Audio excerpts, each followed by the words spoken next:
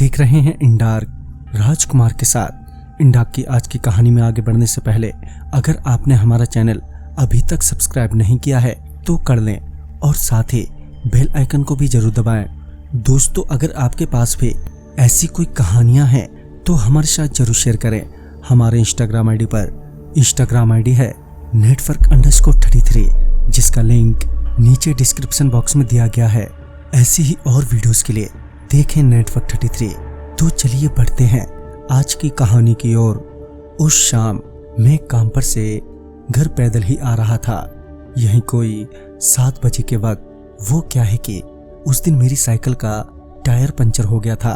रास्ते में आते वक्त ठंड ज्यादा होने की वजह से अंधेरा भी जल्दी छा गया और हल्का हल्का कोहरा भी था, जिस वजह से मैं अपनी साइकिल को लेकर आराम से चल रहा था कि तभी चलते वक्त रास्ते में एक काली बिल्ली ने मेरा रास्ता काट दिया, जिस वजह से मैं थोड़ी देर तक वहीं रुका रहा, इस उम्मीद में कि शायद कोई आ जाए। पर काफी देर तक इंतजार करने के बाद मुझे कोई आते नहीं दिखा और रात के वक्त ठंड भी बढ़ती ही जा रही थी।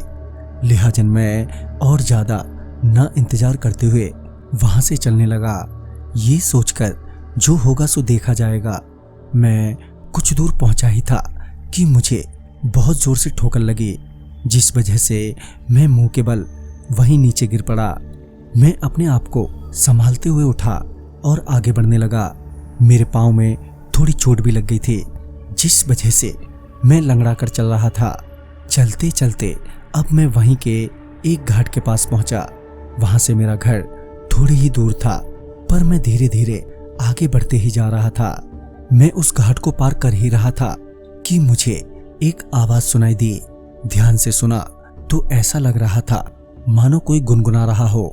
मैंने आसपास देखा तो वहां पर कोई भी नहीं था।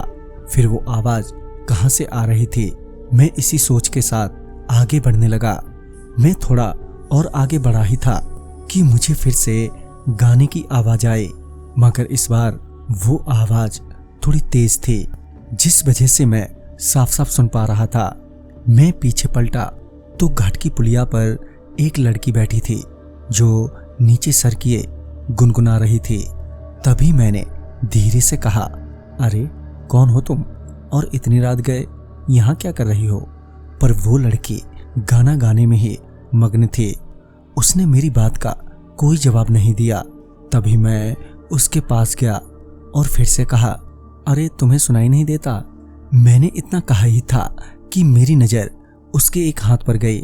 उसका एक हाथ कटा हुआ था और जैसे ही उसने अपना सर ऊपर किया तो उसकी लाल सुर्ख आंखें देखकर मैं बेहद घबरा गया। मेरा पूरा शरीर पसीने से तरबतर हो गया। मुझे ये समझते देर नहीं लगी कि ये कोई लड़की नहीं बल्कि कोई बला है। पर मैं हिम्मत बांधते हुए कैसे भी वहां से भागा और अपनी साइकिल वहीं छोड़ दी। मैं भागते भागते अब गांव के काफी नजदीक पहुंच गया, जहां पर एक दुकान खुली हुई थी।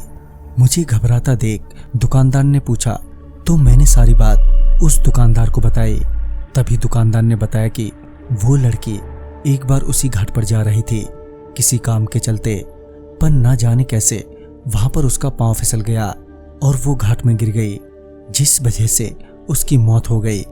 साथ ही उस लड़की को गाना गाने का शौक था, जिस वजह से वो लड़की गाना गाते हुए दिखाई पड़ती है और उसकी आत्मा वहीं भटक रही है। ये सब जानने के बाद मैं फिर कभी भी वहां से रात के वक्त अकेला नहीं गुजरा। तो दोस्तों, इस कहानी में बस इतना ही।